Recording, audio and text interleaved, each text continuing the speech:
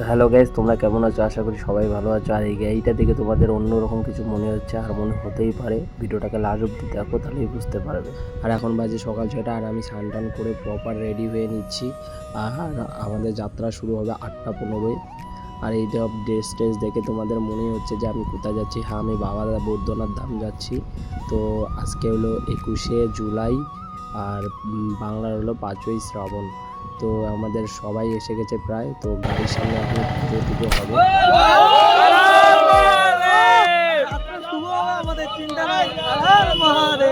তো আমাদের পুজো টুজো কমপ্লিট হয়ে গেল, তো দেখতেই পারলে। তো এখন আমাদের গাড়ির মধ্যে জল টল উঠছে, যেহেতু 7-8 দিনের প্রোগ্রাম।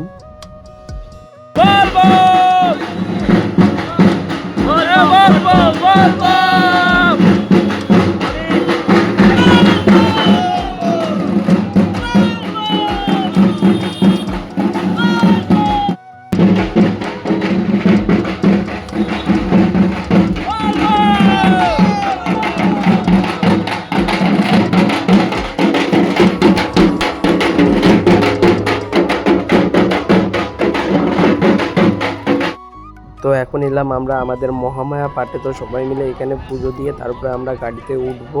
তারপরে আমরা চলে যাব বাবা বৈদ্যনাথ ধামের উদ্দেশ্যে। তো প্রায় দেখো সবাই গাড়ির মধ্যে উঠে পড়েছে।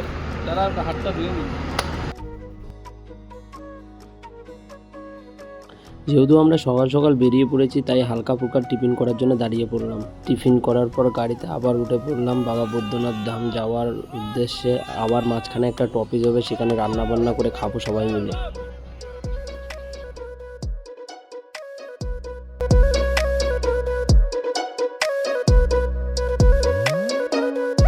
তো আর একটা টপিক দেওয়া হলো, আর এখানে রান্না বান্না হবে, তারপরে খাবো, তারপরে আবার চলে যাব। আর এই জায়গাটা খুবই সুন্দর, কেননা চারিদিকে চা বাগান দিয়ে ভর্তি।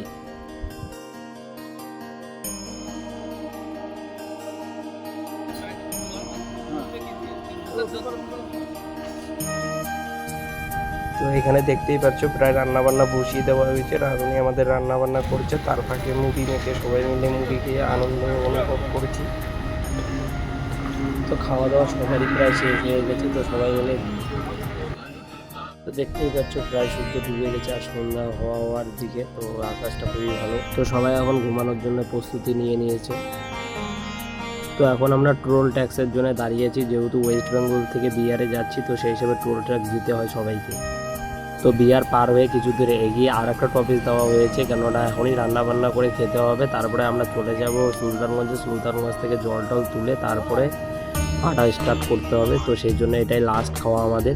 তো এখানে রান্নাবান্না বসিয়ে দেওয়ার আর কি প্রস্তুতি চলছে, আর সবাই সবার মতন করে জায়গা করে শুয়ে পড়েছে, যেহেতু আর একটু করে আমাদের পরীক্ষা নেবে বাবা।